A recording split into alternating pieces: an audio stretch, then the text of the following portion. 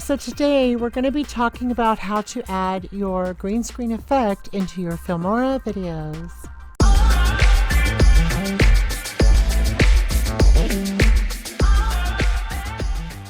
So today, you guys, I want to talk about adding the green screen effect into your videos in Filmora.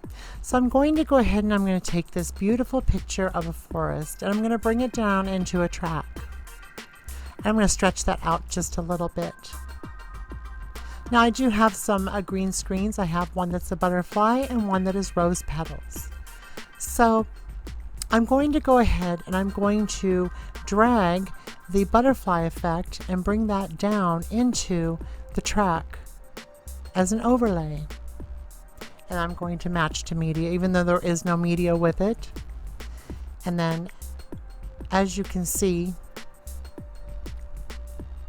I'm going to move it over just a little bit, and as you play it you can see it's simply a green screen effect. So I'm going to go ahead and stop that. I'm going to bring that back a little bit. I'm going to go ahead and I'm going to click in the green screen area. Now as you can see it comes up. You need to click on chroma key. Now since the green is a little bit different color, I'm going to go ahead and click on the dropper. When you click on the dropper, you're going to want to take the mouse over and click on the green screen so it matches exactly. That completely wipes out in chroma key. Now, right now, I also am going to resize this. It's a little bit too big. So by right-clicking, you can resize not only your green screen overlay, but also the picture in the background. And you can basically put it anywhere you like. And you can also make that track longer as well if you wish. I'm going to actually go ahead and make the picture itself a little bit bigger just to fit the frame. And that will run through the entire period.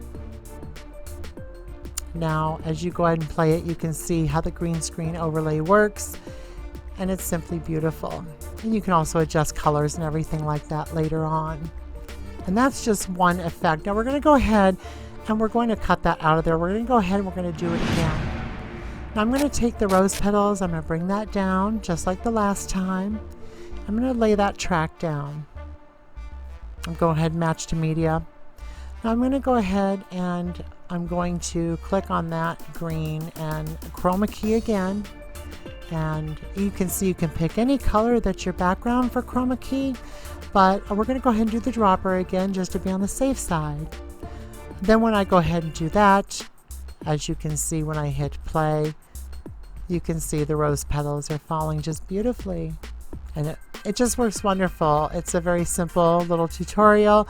I hope you guys found this helpful. If you did, please let me know in the comment section. Now I am giving credit to this to Daniel Batal because I did learn this from him, and I'm going to put his link under the description. So again, I hope you guys found this helpful.